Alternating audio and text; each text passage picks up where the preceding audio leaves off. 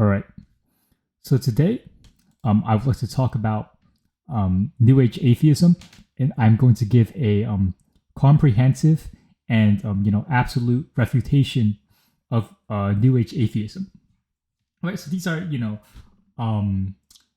intellectuals such as Richard Dawkins, Sam Harris, Alex O'Connor, and that Hitchinson guy. I forgot what it's called. Chris Hitchinson. I think that's his name. Yeah. Anyways, so I'm going to provide an absolute refutation of the New Age atheist, and I'm going to provide the superior alternative in belief system to them, right? So yeah, this is good. I just got all of this just from Claude, right? And we're gonna have so I'm going to give an explanation of what New Age atheism is, and then I'm going to refute it. See, apparently it emerged in mid 2000s. Okay, mostly in the wake of the September. Interesting. All right. So religion isn't just false; it's harmful. It should be criticized openly, not given a polite immunity. Now, see, now we can agree that there are harmful effects of religion. We can agree that there should be a right to criticize religion in general, right? But these New Age atheists believe that they are not religious. They believe that they are irreligious. They believe that they are actually atheists. And I have to explain that almost nobody is an atheist. So let me explain this, right? Yeah. Sorry, my bad.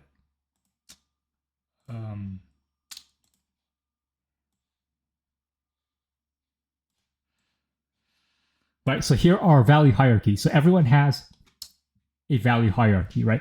Everyone believes that some things are more important than other things. Even if you're making a truth claim, right? You say some things are true or false, right? So everyone has a worldview. And a worldview, in a worldview, you have true or false statements. Right. So, bro, why is this? Okay, here we go. Right, so every worldview is fundamentally normative, okay? Which means that every worldview is a value hierarchy, right? So,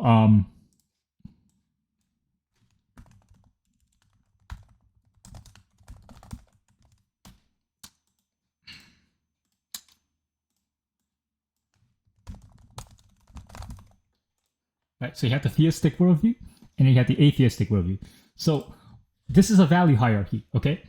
And the things on top are considered more valuable. The things at the bottom are considered less valuable, right? So in the theistic worldview, you would say that Satan is the bad guy, right? And God is the good guy, all right? But under atheism, they put something else, like they put, I don't know, morality, I don't know, reason, right? They worship the God of reason, democracy, right? So they put all these abstractions in the position of God, right? And then they put, I don't know, e-reason, right?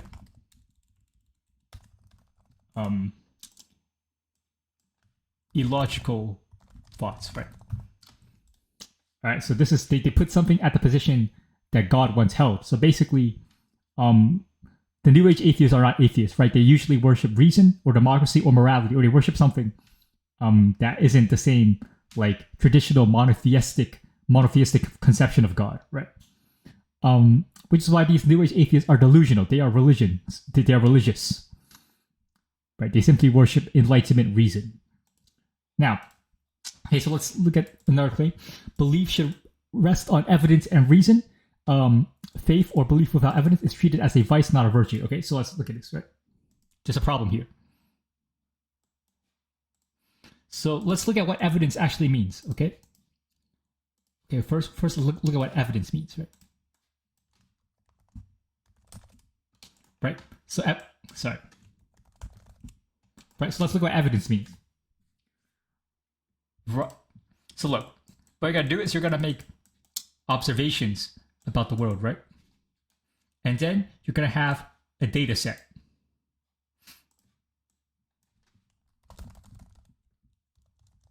So you have a data set here, okay? But what exactly? So basically, everything's derived from your observations, and the knowledge that you actually possess, you're actually able to articulate and remember, that is an abstraction of your observations. But then, what exactly justifies your data? Right? What actually validates your data? How do you know that your observations are true? How do you know your observations correspond to reality? Right? That's the definition of truth. We don't know, right? So it's like we don't have epistemic certainty. So what does evidence actually mean? It doesn't mean anything, right? On itself, it doesn't mean anything. It's just circular reasoning. To say you should believe in the evidence is circular reasoning, right? So if you're going by empiricism, they believe that as long as you observe reality and can form some analytic articulation of reality, then somehow you have true knowledge. But how do they know? They don't know, okay? They just say that, we exist within existence and we can observe existence, therefore we have knowledge of existence, which is nonsense, right? The evidence is so to be evidence-based is to rely on circular reasoning, right? So evidence alone is not enough. So, okay, what about rational? What about reason, right? Reason is about rationalism, right? So, but what can reason actually give you, right? So reason, it's all about syllogisms. It's all about deductive reasoning. You can get A equals A with rationalism, right? You can get law of non-contradiction, right? But the thing is, you can't actually do anything with this, right? So you can derive some axioms like triangles have 3 sides, squares have 4 sides, right? Circles are circular, right? So the thing is, rationalism alone cannot actually provide any information because it's just circular reasoning. Once again, same thing with evidence. Right? Just evidence to be evidence-based is just empiricism, right? So rationalism and empiricism, they are just forms of circular reasoning. They are just circular systems of validation that aren't externally validated, right? So empiricism says we know existence because we exist within existence and we observe existence, right? But how do you know that your observations are true? They don't know, okay? The rationalists say A equals A, and that's all they can say, right? Because rationalism itself is useless, right? It needs to be subordinate to a perceptual framework. So, how do we have epistemology then if empiricism and rationalism alone are insufficient to derive any even semblance of true knowledge? Let's see. Okay, hold on. So look, it's all about intuition, right? It's about hierarchy and intuition, right? So look, so this is the mind, right? This is the human mind, and it can make observations, right? So these are observations about reality, right? And you have to, I guess, select among them, right? And so basically, observation is all about selection. What is selection? It is evaluation. What is evaluation? It is value ranking. What is value ranking? It's arranging things into a hierarchy, right? So this is called the intuition, right? So how we understand reality is through intuition. It's not really rational. It's pre-rational. It's not merely empirical. Yes, it depends on sense data, okay, but it's principally value laden, or you can say normative, okay? So really, all knowledge is based on value judgments. And how do you justify value judgments? Well, you don't. You don't justify value judgments. You just have them, right? So the thing is, the proposition belief should rest on evidence and reason, that itself is a value judgment. Of course, all facts are ultimately value judgments because why should you believe something, right? It's based on value judgment. So basically, this is nonsense, right? The idea that you can somehow have like a neutral set of beliefs and that somehow they'll just justify themselves. Like they somehow have a set of data, somehow it self-justifies, right? This is nonsense. It's all value judgments. And so look, and so why shouldn't you believe in God, right? That's one value judgment. That's, one opinion, right? So look, so another issue here. Let's see. Okay, so science, especially evolutionary biology, can explain the world without gods. So let's think about this, right? So these New Age atheists think that they have refuted intelligent design with evolution. But let's think about what evolution actually is. All right. So hold on.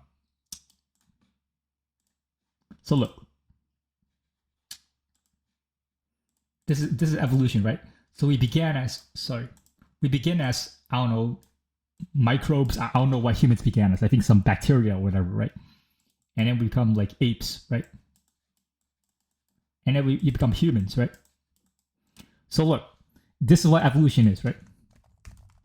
And the thing is, this is not actually much of an explanation. Like, yes, you can say, okay, so different organisms and self-maintaining life forms, they over time they evolve and adapt according to their environments, right? And then they change, and so that somehow explains why humans exist the way they are. But this is a descriptive explanation for what has happened. It's not sufficient to be a causative explanation for what began the chain of events, right? So what actually began evolution, right? It could be intelligent design, right? You could have a god here. So evolution itself, like biology itself, does not refute intelligent design. But biology itself is really not really much of a sufficient answer, right? Because why did things happen the way that they did? Right? This doesn't explain anything. Or why even is their existence rather than nothing, right? So biology is only a description. It's not a causative explanation for the universe and why the universe is specified one way and not another. All right. So let's think about who the New Age atheist guys are, okay? You got Christopher Hitchens, right? And then you got Richard Dawkins, right? And you got Sam Harris, right? His forehead's pretty big, so you got. And then who is this guy? I don't know who that is. So Alex O'Connor, okay. So look, let's think about these people, right? So this guy, he was a prolific debater, right? He would basically use scientific arguments against religious arguments, right? So like, if you were a Christian and you were against them in a debate, you would lose, right? Because Christians don't do well in debates when they insist on logic, right? So in a logical debate format, the atheists are, if you go with a materialistic and rationalist worldview, you're gonna beat a religious person in a debate because a debate almost by definition is dependent on logic, right? So like you just gotta sound better, right?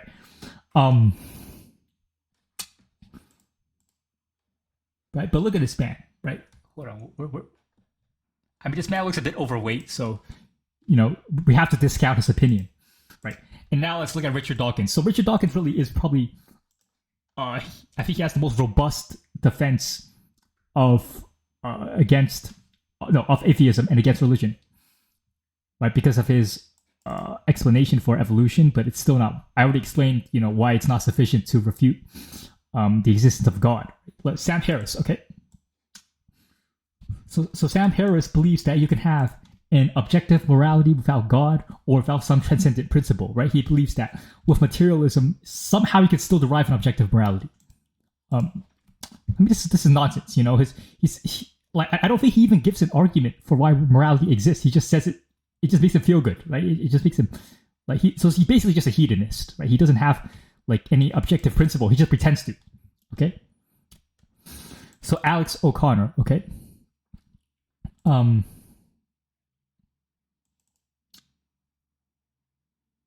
pretty sure he's just a materialistic nihilist, right? Once again, and I think he's actually a moral nihilist. So I'm not really gonna criticize him because at least he's consistent, right? Anyways. So the problem with New Age atheism, right? Look, is that they basically worship. They almost always worship these principles, right?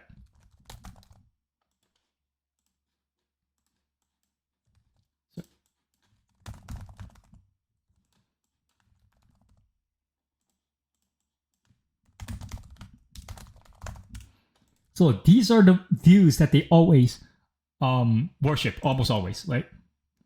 Democracy, egalitarianism, moral universalism, and reason, okay? So reason is nothing burger, it doesn't mean anything, right? So reason is just basically it's like a deceptive sort of catchphrase that can make you seem more sophisticated, right? But it doesn't actually mean anything, right? So democracy, let's think about what democracy is, right? Democracy is basically will of the people equals good. So this is one of the foundations of New Age morality. And so, but why is the will of people good, right? So you can imagine, right? Let's say you have, let's say I have 10 people here, right? What do you say? 3 people, right? Just pretend it's 10, okay? So you got 10 people here, right? And I gotta judge this guy, right? And they're like, and so, because it's a democratic system, right? We're gonna have a vote on should we kill this lone man, right? Should we kill him, right? So this Bob, right? Bob, he's just walking. He's taking a walk, right? He's just taking a walk for something. He gets jumped by 3 men, and these 3 men they're very reasonable people. They're gonna have a democratic vote on whether they kill Bob, right? And they actually vote yes. So what happens is that they decapitate Bob. I mean, the most brutal, horrific things have happened to Bob, right? And remember, this is a purely comedic description, okay? Everything is a joke. Bob was not actually killed. I mean, I actually did kill Bob, right? But like, not really, right? Me and my friends, yeah, we killed Bob, but it's a joke, right? So let's say we just kill Bob. We just brutalize him, right? Bob is dead. But this is good, right? Because it's democracy. So there's more people than Bob, right? There's Joe, there's Jason, there's Jeffrey, right? Very nice people. Murderers, okay? And the reason that these murderers are good people is because they're democratic, right? So that's how democracy works. But democracy is nonsense, right? It's not more. There's no moral principle. It's just rule of the mob, right? It's just rule of mob. It's not even rule of law. It's just rule of mob. There's not even any there's no pretense. There's not even any pretense under democracy that there's such thing as morality anymore. There's nothing, man. Bob is dead. Okay, so think about egalitarianism. So what is egalitarianism? Okay, let's think about this, right? So egalitarianism is somehow different people are equal, right? So think about this, right? You got I don't know, some 7 foot tall athlete here, Yao Ming, fucking Shaquille O'Neal, and then you got this guy who's like 1 foot tall. Okay, are they equal in their capacity to find success in basketball? No. Are they equal in it? Like, so what about someone who is mentally disabled and someone who has 150 IQ, right? What about someone who has membership in Mensa and someone with 70 IQ? Are they equal? No, they're not intellectually equal. So what way are people equal? What does this word mean exactly, right? So think about what egalitarianism means, okay? Hold on, let's think about this, right?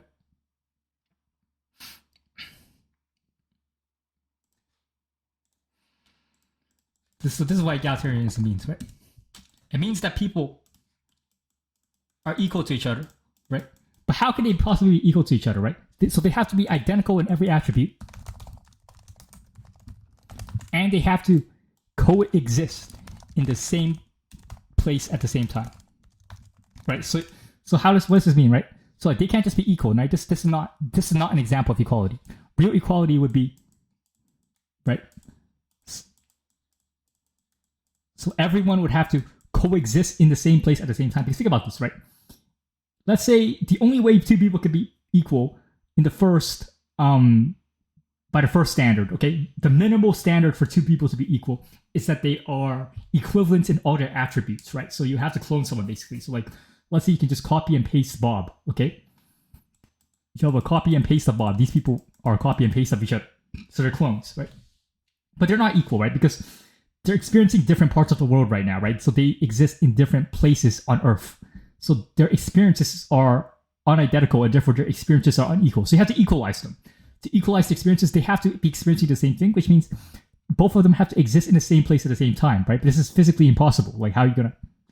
So how are you gonna do this? So okay, so egalitarianism is actually impossible, right? So it's a terrible principle to ground morality in. So okay, so how do you actually achieve egalitarianism? Well, let's think about this, right?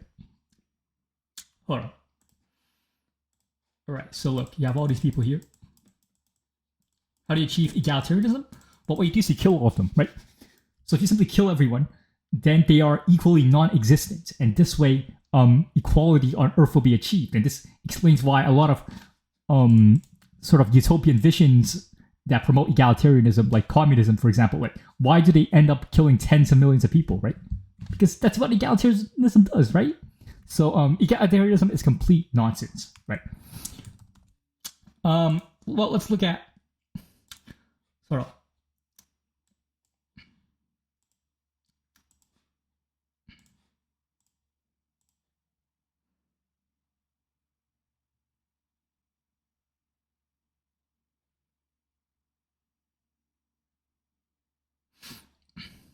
So,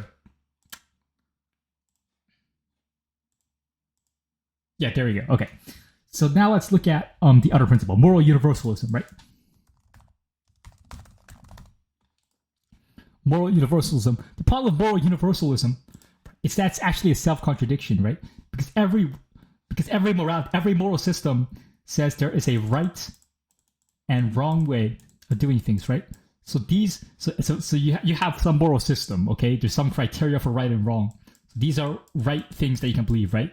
These are wrong things, right? So look, right? It's like if you like vanilla ice cream, oh, that's fine. I mean, that's right, I guess. If you donate to charity, that's right. You know, right? If you,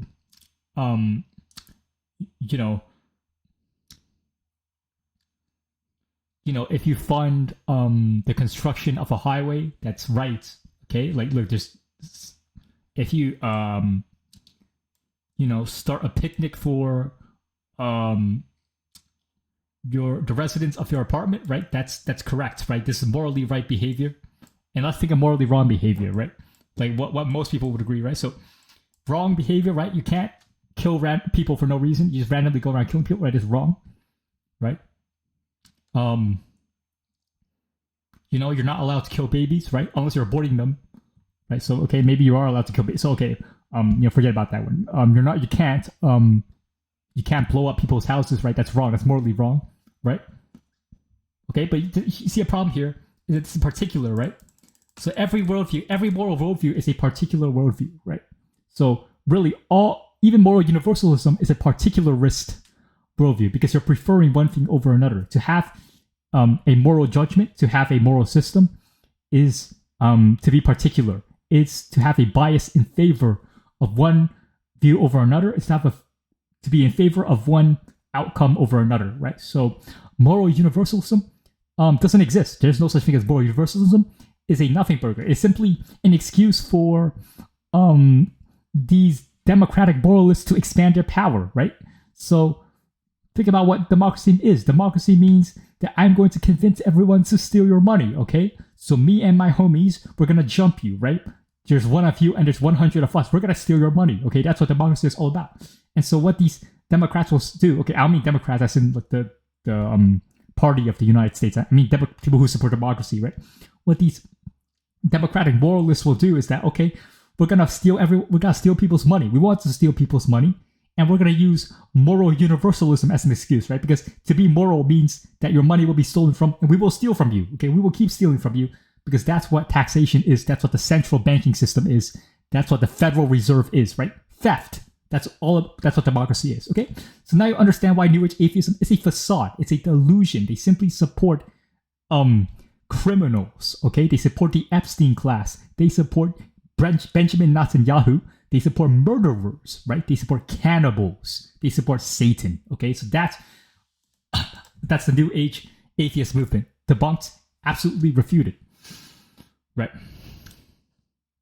Now look. Sorry, I tried to start a new one. So look, this is the correct worldview, right?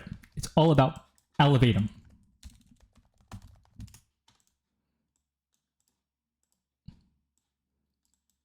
Right. This is the principle of endless ascent. Right, because every single worldview presupposes a value hierarchy. Right, hierarchy is something that is undeniable about existence. Right. So to even say one thing is right or wrong, to even say one thing is true or false, is to assume a hierarchy, right? So there's a hierarchy, there's a rank ordering, right? And elevatum is not only at the top of the hierarchy, but it is perpetually ascending the hierarchy. So it's irrefutable. You cannot refute elevatum. Elevatum is the axiom of the universe, and therefore elevatum is the most worthy of worship. And therefore, rather than replacing the traditional view of God with reason, with democracy, with these moral abstractions, with these delusions, right? You need to put elevatum at the top of your value hierarchy. This is the new God, right? Even though it's in itself an impersonal abstraction, but nonetheless, it is worthy of your worship. Elevatum is the new superordinate principle. So I've refuted the New Age Atheists. Make sure to join my new religion, Ascensionism, and subscribe to my Substack.